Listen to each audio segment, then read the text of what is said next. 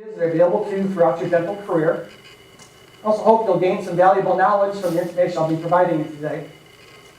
I also hope to show you today how to increase your personal wealth, and not only in terms of dollars, but in terms of your quality of life. And quality of life sometimes becomes more important than dollars.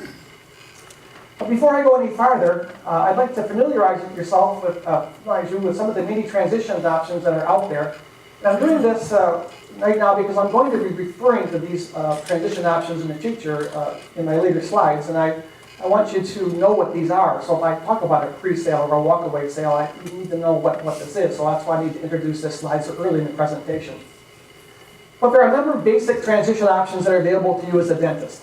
The one true retirement transition is what we call a walk-away sale. Of all the transitions our company does, about 40% of transitions are done as walk-away sales. That's what I did when I bought my first practice. I handed the gentleman his check, he patted me in the back, walked out the door. That is a true retirement transition.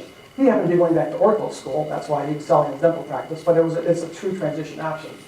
Most walk-away sales are done by dentists who are probably getting ready near retirement or somebody relocating. When I moved to Florida, I was a walk-away seller. I sold my practice and moved my family down to Naples, Florida, so I was a walk-away seller. So that's like selling your house, basically, where you find a buyer, you do the closing, money changes hands, and basically you just walk out the door and you don't ever work in your practice ever again.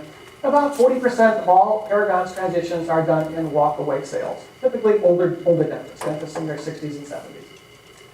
We also do about 30% of our transitions in what we call pre-sales. And pre-sales basically is for a dentist who says, I am really, really tired of running my dental practice, but I still like doing dentistry. I'd love to be able to sell this practice and stay on for a period of time and work with the new buyer for a period of time. The period could be 1 month, could be 1 year, could be 2 years, could be 5 years. Actually, Paragon has a dentist who's been working for 15 years with his buyer, and it works out really well.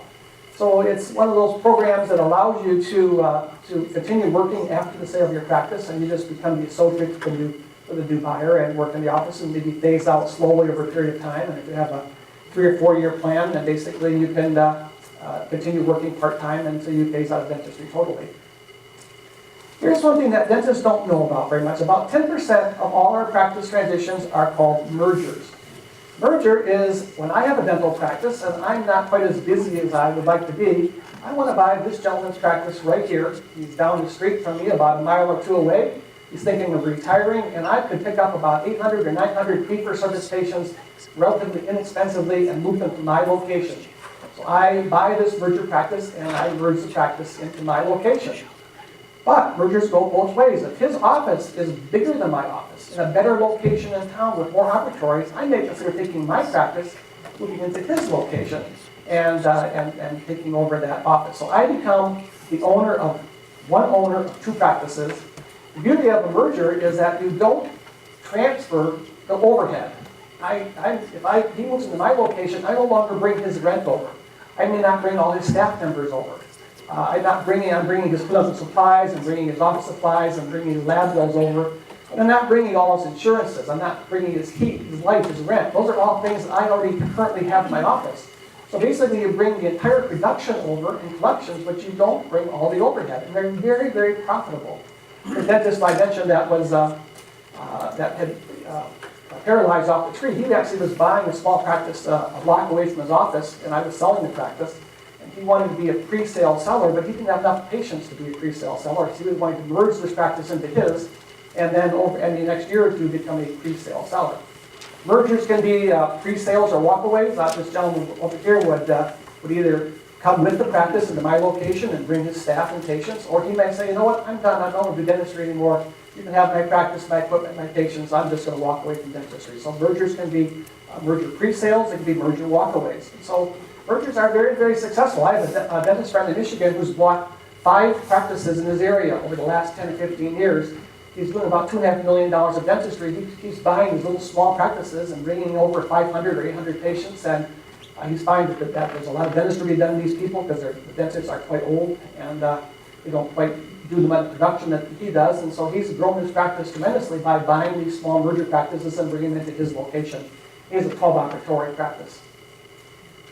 We do something else nowadays called consolidation. So we don't do many percent of this, maybe 2 or 3 or 4%, but consolidation where two of you in the office and might be good friends, maybe classmates from dental school, and you want to consolidate your practices into one location, and now two of you become a joint owner of one practice. So in a merger, I own both practices. In a consolidation, you have two owners that own the two practices because you're consolidating them into one location.